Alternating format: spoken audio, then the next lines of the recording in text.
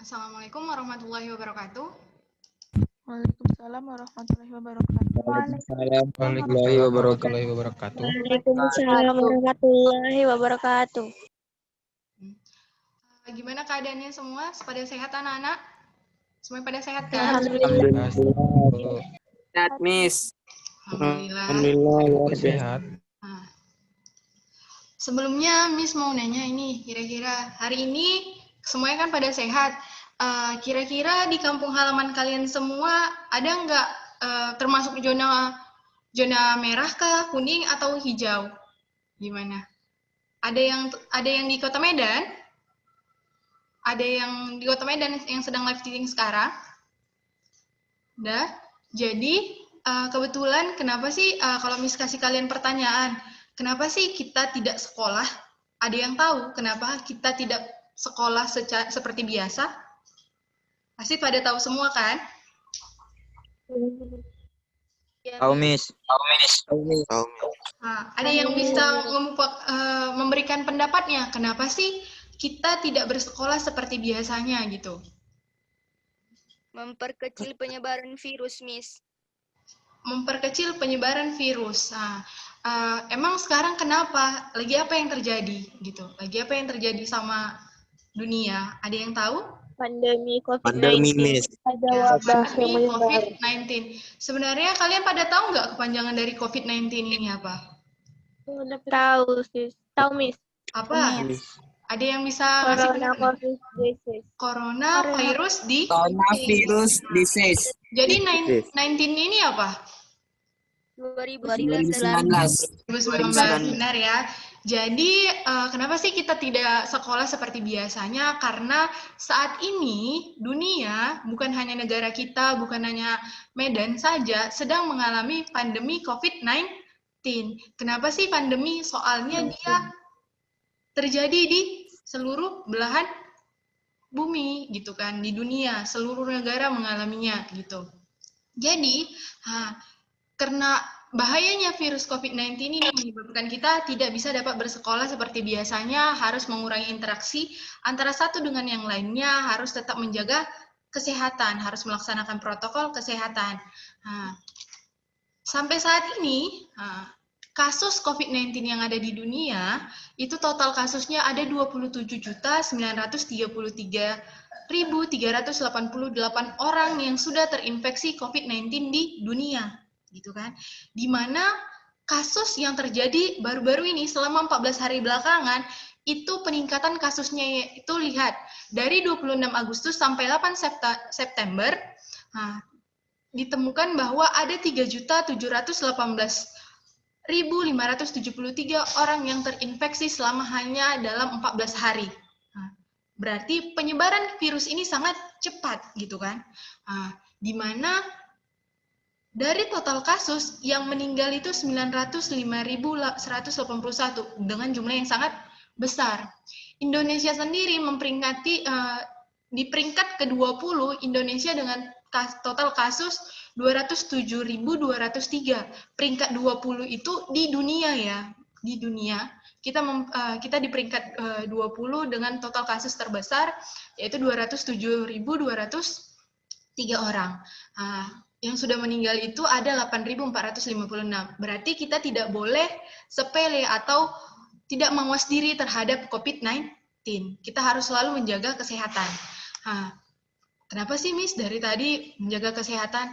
Sebab negara sebesar dan semaju Amerika Serikat saja menduduki peringkat pertama sebagai penyumbang kasus penderita COVID-19, yaitu 6.408.739 orang.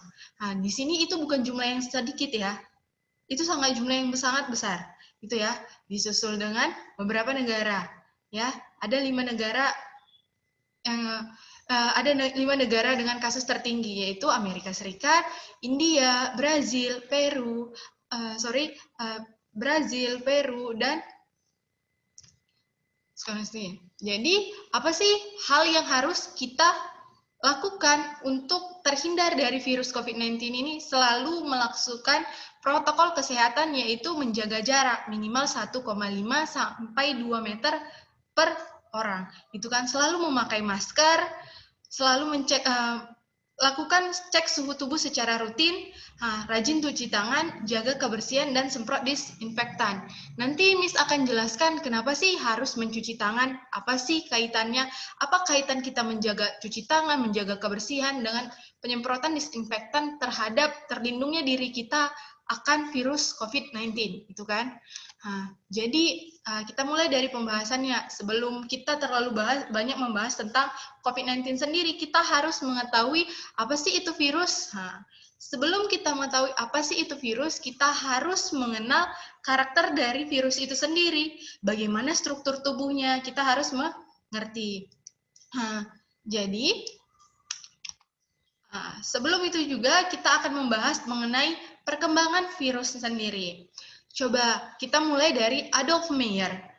Adolf Meyer pada tahun 1838 dia mengemukakan bahwa dia melakukan suatu pengamatan pada satu tumbuhan, yaitu kira-kira ada yang tahu ini tanaman apa? Ada yang tahu? Daun tembakau. Benar, daun tembakau. Biasanya daun tembakau itu digunakan daunnya kan, yang paling komersial atau yang sering diperjualbelikan itu daunnya karena sering digunakan untuk selalu merupakan bahan utama dalam pembuatan rokok gitu kan. Rokok. Jadi kalau jenis daunnya ini sangat buruk, berarti tidak dapat digunakan sebagai rokok gitu. Jadi Adolf Meyer sebelum diketahui dia bisa menjadi kandungan tembakau atau tembakau yang bisa digunakan sebagai rokok, sebelumnya daun tembakau ini sendiri digunakan dalam beberapa ilmu medis, digunakan banyak fungsinya. Tapi setelah diketahui bahwa dia mengandung nikotin, sekarang ilmu medis sudah mengurangi penggunaannya karena dapat mempengaruhi kerja dari stimulus tubuh kita, gitu ya. Jadi ketika Adolf Meyer melakukan suatu penelitian, dia melakukan pengambilan ekstraksi dari daun tembakau ini sendiri.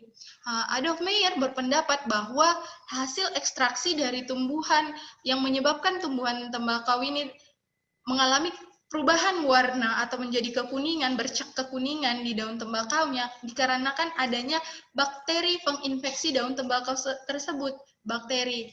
Namun, karena bakteri yang sangat kecil, pendapat dari Adolf Meyer. Setelah itu dilakukan oleh penelitian lebih lanjut oleh Dmitri Ivanovsky. Pada penelitian Dmitri Ivanovsky ini, dia mengetahui bahwa itu yang ada makhluk hidup yang ada di dalam tumbuhan ini bukan merupakan suatu bakteri, namun suatu makhluk hidup yang partikel yang lebih kecil. Partikel yang lebih kecil yang memiliki struktur tubuh yang jauh lebih kecil daripada bakteri. Gitu. Dia melakukan suatu proses kultur pada bakteri, namun ternyata namun makhluk hidup atau partikel yang dikembangbiakan tadi tidak dapat hidup pada media kultur, sehingga menjadi pertanyaan lebih lanjut bagi para peneliti, ini termasuk bakteri atau tidak, gitu kan. Jadi Martinus Benjenrich melakukan satu penelitian. Dalam penelitiannya ini diketahui bahwa itu bukan merupakan suatu bakteri, ada makhluk hidup lain, gitu. Namun Martinus Benjenrich tidak dapat mengemukakan apa jenis makhluk hidupnya. Masuklah peneliti berikutnya, yaitu Wendell Stanley. Dia dapat melakukan kristalisasi dari ekstrak atau makhluk hidup atau jenis atau spesies yang ada di tembakau ini. Ternyata setelah dilakukannya kristalisasi, diketahui bahwa ini bukan makhluk hidup, namun suatu virion atau jenis suatu partikel kecil, gitu kan, partikel yang sangat kecil berukuran nanometer.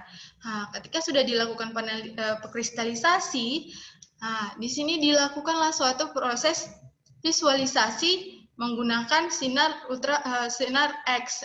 Diketahuilah model dari makhluk hidup atau partikel penginfeksi tadi berupa spiral, atau yang disebut sebagai tobacco mosaic virus, gitu. Sebelumnya, apa sih virus itu? Virus itu merupakan partikel kecil. Nah, atau kalau dilihat dari bahasanya, virus itu merupakan suatu racun. Nah, di mana secara harfiah, virus itu merupakan partikel aseluler yang bersifat parasit obligat interseluler, di mana virus meminjam kehidupan sel inang atau bersifat patogen, memiliki materi genetik dan selubung protein. Di sini sudah tergambarkan karakteristik virusnya sendiri. Jadi, disebut di sini, coba kalian perhatikan, partikel aseluler. Biasa kita artikan satu-satu. Seluler merupakan suatu sel. Tidak berarti artinya bukan merupakan sel, di mana parasit obligat, parasit memperoleh energinya dari makhluk hidup lain. Nah, meminjam kehidupan sel inang. Namun dia memiliki materi genetik dan selubung protein. Nah, jadi Miss ada pertanyaan ini buat kalian. Menurut kalian, virus itu makhluk hidup atau bukan? Bukan, Miss. Bukan, Miss. Bukan. Bukan, Miss. Bukan. Menurut apa argumen kalian menyebutkan bahwa virus itu bukan makhluk hidup? Mengapa kalian bisa mengeluarkan statement virus itu bukan makhluk hidup? Ada yang bisa kasih argumennya, pendapatnya? Coba Miss kasih clue. Virus kalau yang disebut makhluk hidup pasti memiliki ciri-ciri makhluk hidup kan? Miss. Nah, iya kan? Ciri-ciri makhluk hidup itu masih ingat ada 7 kan? Kita bahas ya. Kita bahas. Jadi, makhluk hidup itu kan punya beberapa ciri makhluk hidup, yaitu ada 7 ciri utama, yaitu mampu meregulasi atau menjaga keseimbangan tubuh. Jadi, virus itu tidak dapat melakukan regulasi, yaitu karena dia itu tidak memiliki struktur tubuh pendukung. Lihat, untuk karakteristik kedua, memiliki tubuh partikel dengan susunan terstruktur. Iya, soalnya kalau kalian perhatikan, lihat ini ya, TMV tadi, dia memiliki bentuk tubuh spiral yang tersusun atas protein, sehingga dapat dikatakan bahwa dia merupakan suatu partikel dengan susunan terstruktur, karena partikel dia memiliki protein. Terus, mampu berkembang biak atau memperbanyak diri. Benar atau salah? Bisa sih, bisa Miss kalau di dalam sel inangnya. Berarti kalau dia misal kita asingkan, kita ambil, hasil ekstraksinya dia kita biakkan sendiri bisa atau tidak? Tidak kan? Tidak sih. Nah, Tidak, jadi dia mampu memperbanyak diri namun di dalam sel inang, sedangkan kalau di luar sel inang dia tidak mampu memperbanyak diri gitu kan. Terus membutuhkan dan mampu memanfaatkan energi bisa, namun harus di dalam sel inang. Soalnya suplai energinya tadi itu dari sel inang, dia kan termasuk obligat gitu kan. Parasit obligat memperoleh semua energinya dari inangnya gitu. Tuh ya kan. Terus menanggapi rangsang. Berdasarkan penelitian yang ada, virus tidak dapat menanggapi rangsang yang diberikan. Dapat beradaptasi atau berevolusi. Ini iya. Kenapa Miss bilang bisa? Iya, kalau kalian tahu, sebenarnya sebelum di tahun 2019, virus corona itu sudah ditemukan jauh dari tahun 2019 yang ada di Wuhan, Cina. Itu sudah ada ditemukan sebelumnya. Namun, virus corona yang sebelumnya itu belum mengalami evolusi, belum terjadi, di situ belum mengalami mutasi. Yang sekarang itu mengalami mutasi sehingga mempengaruhi struktur tubuh dari virus yang sendiri, yang menyebabkan virus corona ini sangat sulit untuk mendapatkan vaksinnya, gitu, mendapatkan ininya, gitu. Terus lihat virus, ciri yang terakhir melakukan pertumbuhan dan perkembangan. Pertumbuhan dan perkembangan. Kita mengalami pertumbuhan dan perkembangan kan, pasti. Ketika kita SD, ukuran tubuh kita waktu SD dengan yang waktu SMA sekarang pasti berbeda kan? Ada beberapa bagian tubuh juga yang berbeda. Sedangkan virus itu tidak. Dari mulai dia terbentuk gitu, dari mulai dia ada sampai dia hilang gitu kan, atau sampai dia mati, itu bentuknya tetap, bentuk dan ukurannya tetap segitu aja gitu. Bentuk dan ukurannya tetap, tidak ada mengalami perubahan atau perkembangan. Ya. Nah, jadi sebelumnya tadi kan berdasarkan perkembangan virusnya, kita tahu bahwa virus itu sangat kecil berdasarkan penelitian dari beberapa penemu tadi atau ahli tadi. Jadi, virus itu ukurannya hanya 20 nanometer sampai 300 nanometer. Jadi, virus yang paling kecil itu berukuran 20 nanometer, yaitu jenis virus parvovirus. Namun, ada beberapa jenis virus dengan ukuran yang termasuk ukuran raksasa dengan ukuran 1500 nanovirus, yaitu fitovirus. Gitu ya, fitovirus. Tapi secara umum ukurannya itu 20 nanometer sampai 300 nanometer. Contohnya ada virus folio, tobacco mosaic virus, dan mimivirus itu termasuk yang ukuran raksasa, soalnya lebih dari 300 nanometer. Kita lanjut ya, bentuknya. Secara garis besar, bentuk virus itu ada 3. Ada helikal, polihedral, dan kompleks. Nah, jadi yang paling sederhana itu bentuk helikal, dan yang paling kompleks itu ya yang bentuk kompleks gitu. Contoh virus kompleks itu ada bakteriophag. Bakteriophag itu ada jenis-jenis, banyak jenis-jenisnya ya. Nah, kita mulai dari yang helikal. Coba kalian perhatikan. Dia bentuknya kalau kalian perhatikan itu bentuk mirip tabung. Namun sebenarnya kenapa sih disebut sebagai helikal? Karena protein penyusunnya dia membentuk ulir menyamping, tersusun melingkar, membentuk cakram beluril. Inilah cakram belurilnya, gitu ya. Disebut, contohnya ada TMV. Sedangkan polihedral, dia itu memiliki banyak sisi yang terdiri dari 20 sisi atau disebut sebagai icosahedral, ya. Contohnya ada adenovirus, rhinovirus, poliovirus, gitu ya. Dan ada beberapa contoh lainnya. Sedangkan untuk bentuk virus yang kompleks, coba perhatikan. Kenapa sih dibilang kompleks? Soalnya dia strukturnya itu jauh lebih detail, lebih banyak gitu. Dia memiliki bagian kepala, leher, dan ekor. Sedangkan yang helikal dan polihedral itu belum. Ada juga di mana disebut kompleks, soalnya dia merupakan kombinasi antara virus helikal dan virus polihedral. Contohnya itu ada bakteriophag. Bakteriophag, dari namanya aja kalian bisa tahu kan bahwa ini merupakan salah satu jenis bakteri yang menginfeksi. Ini merupakan salah satu jenis virus yang menginfeksi bakteri, gitu ya. Jadi setelah kita tahu ukurannya, bentuknya, kita bahas mengenai struktur virusnya. Tapi sebelum kita masuk ke struktur virus, Miss coba tanya sama Nur Sakinah. Nur Sakinah Panggabean?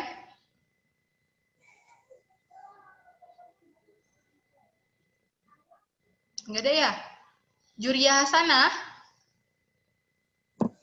Iya, Miss. Coba Juria, menurut Juria ukuran secara umum virus itu dari ukuran berapa ke berapa aja sih? Rentang ukurannya secara umum. 20 nanometer sampai 300 nanometer, Miss. Iya, 20 sampai 300 nanometer. Dengan ukuran virus raksasa itu berapa? 1500 nanometer. Ya, benar ya. Coba Zaini Nazwa. Zaini? Ya, Miss. Zaini, berdasarkan apa yang kita pelajari tadi, untuk bentuk virus sendiri ada berapa jenis, nak? 3, Miss. Apa aja itu? Helikal. Ya.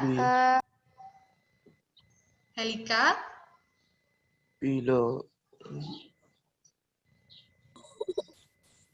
Ada yang bisa bantu? Polihedral dan kompleks. Helikal, polihedral, dan kompleks. Benar ya. Coba Adelia Desri. Adelia Desri Febriani. Adel? contoh dari virus yang berbentuk kompleks.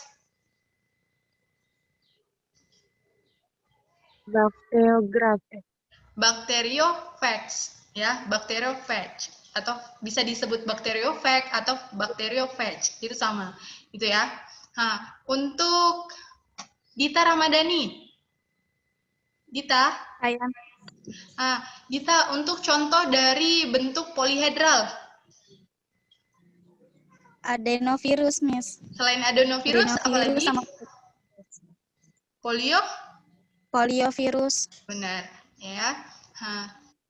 Nah, sedangkan untuk yang jenis helikal ada TMV gitu ya. Jadi virus sendiri tadi kita kan sudah mempelajari mengenai bentuk virus. Namun ada beberapa pengklasifikasian virus itu diklasifikasikan berdasarkan kekompleksan dari strukturnya. Ada 3 jenis. Yang pertama, struktur virus telanjang. Yang kedua, virus telanjang, virus berenvelop, dan virus atau sering disebut bakteriophage yang menginfeksi bakteri. Dia memiliki struktur tubuh yang berbeda. Kita mulai dari struktur virus yang paling sederhana, yaitu virus telanjang. Nah, kenapa sih disebut virus telanjang? Nanti kita bahas ya selanjutnya. Nah, kalian perhatikan dulu. Dari gambar yang ini, dia termasuk jenis berbentuk apa kira-kira ini? Adenovirus. Tadi bentuknya apa?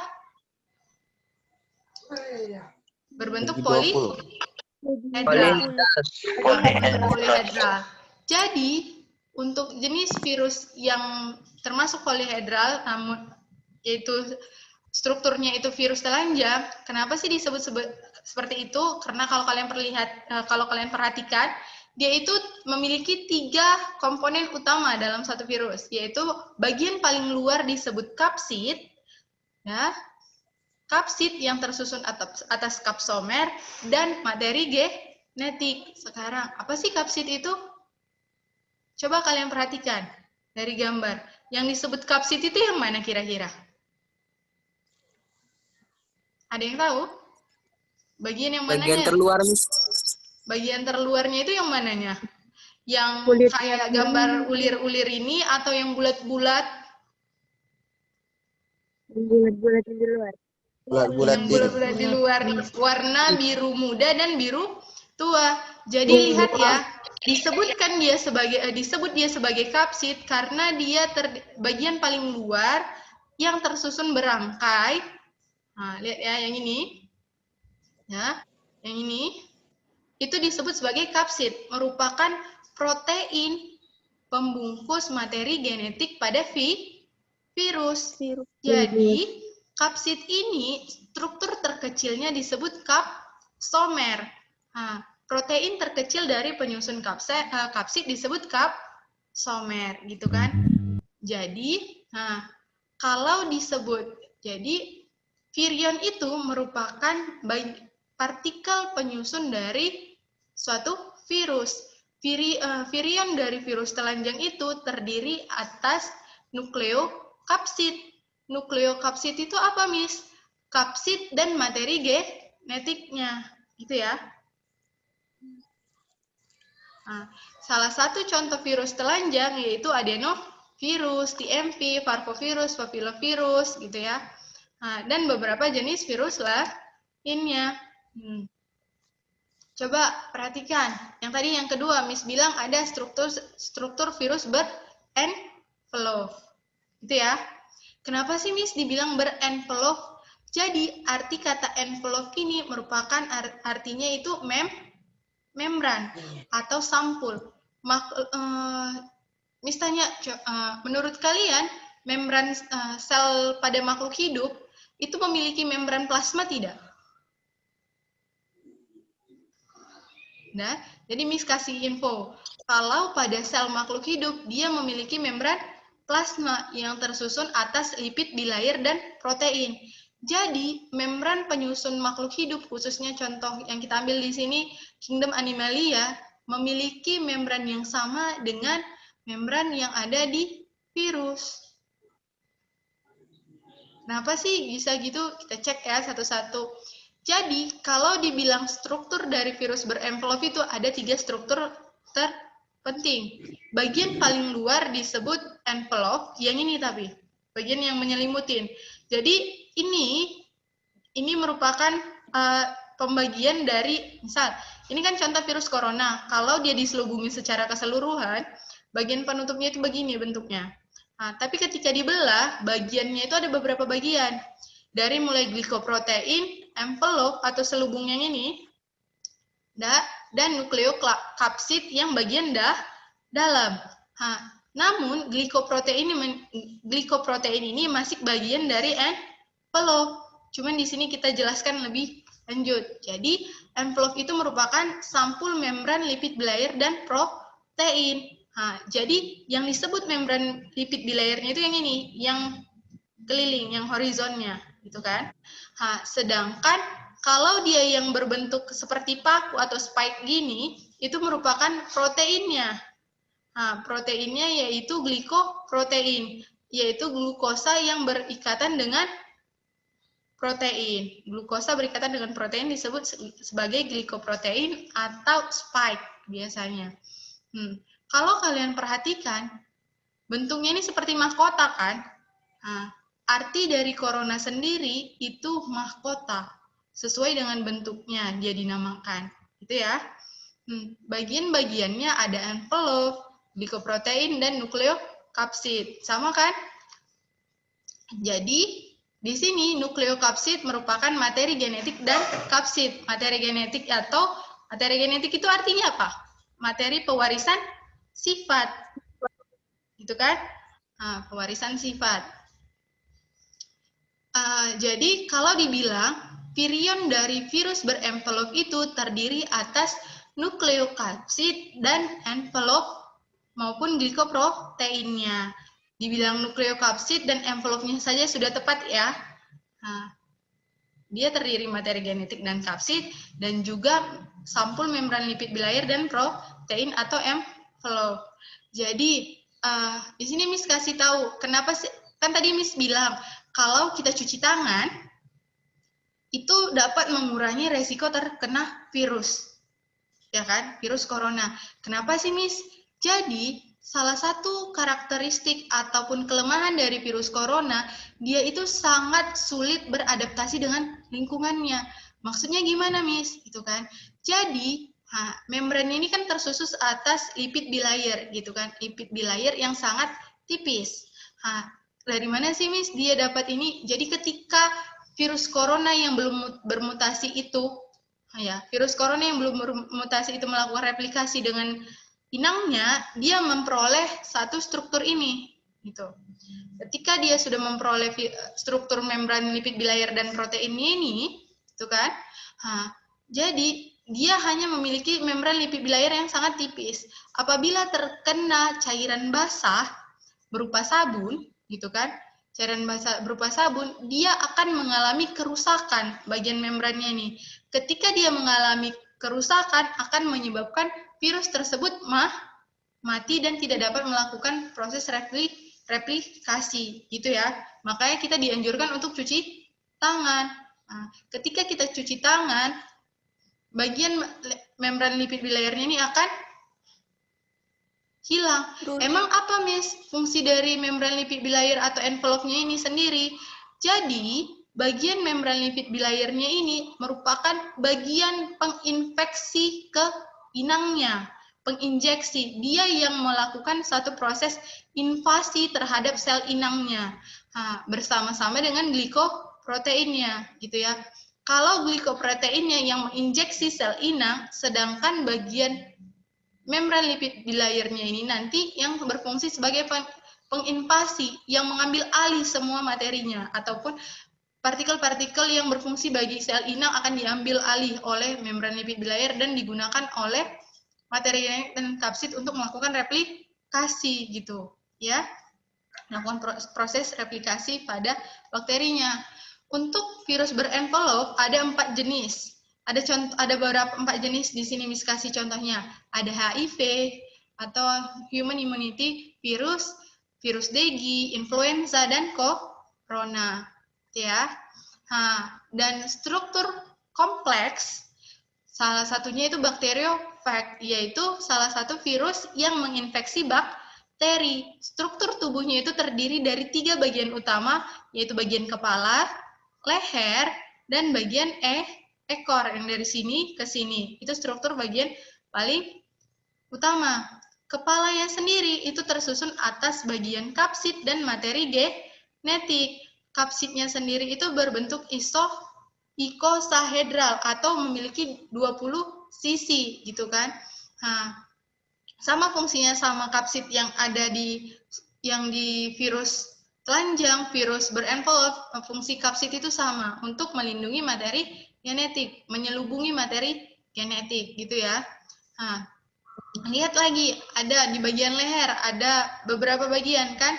Bagian leher ini merupakan bagian yang membantu untuk menghubungkan atau mentransfusikan materi DNA yang ada di kepala menuju ekor. Nah, lihat di sini ada beberapa bagian. Di bagian ekor kalian lihat ada beberapa kompartemen yang lain. Kita mulai dari paling atas. Selubung ekor merupakan bagian spiral pembungkus dari tabung ekor. Tabung ekor merupakan berbentuk tabung panjang ke bawah, gitu ya. Menyalurkan materi genetik dari leher ke bagian bawahnya, ke sel inang, gitu kan. Nanti lihat lagi ada serabut ekor yang panjang dan yang pendek. Lihat, serabut ekor panjang membantukan pelekatan virus kepada bakteri. Serabut ekor pendek memicu infeksi pada bakteri E. coli melalui kontraksi gitu, selubung ekor. Nah, jadi coba misalnya bagian pada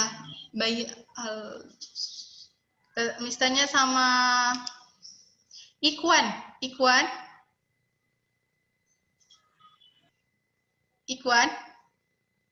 Anggun Adelina,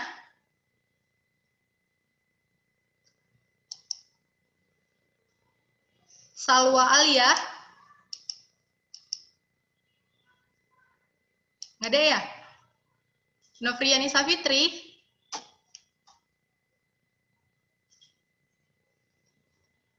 nggak ada. Nurjana Nasution,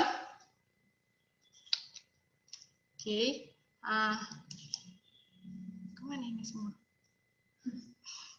Fahrul Roji Marpau, Saya, Miss. Fahrul, menurut Fahrul, Yes. bagian dari struktur virus yang membantu, ya, yang melindungi materi genetik virus disebut sebagai apa?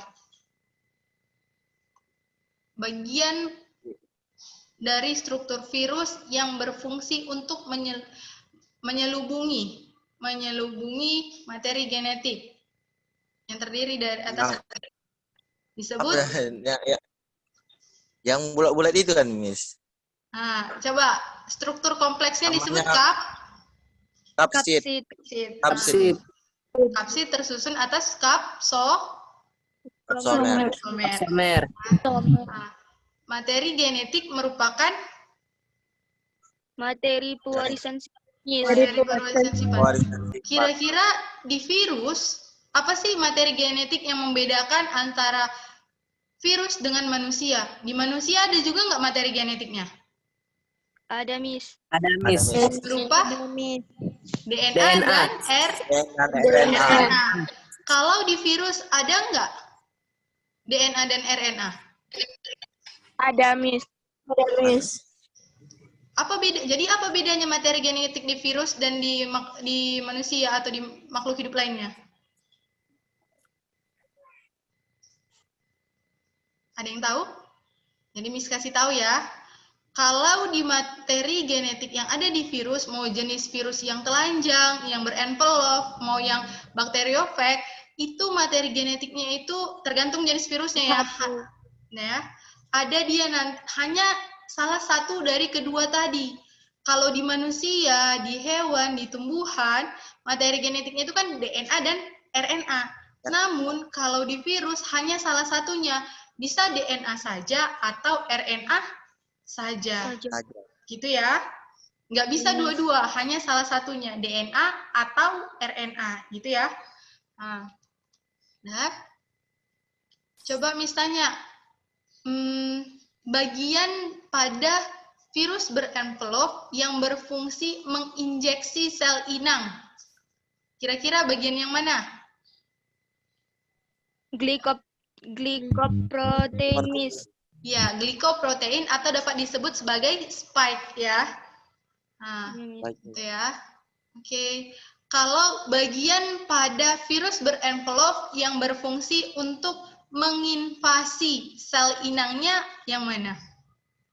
Envelope, Miss. Membran lipid bilayer, ya gitu kan? Atau envelope-nya sendiri? Iya, benar ya. Oke. Sekian pertemuan kita hari ini. Assalamualaikum warahmatullahi wabarakatuh. Waalaikumsalam warahmatullahi wabarakatuh. Waalaikumsalam warahmatullahi wabarakatuh. Waalaikumsalam warahmatullahi wabarakatuh.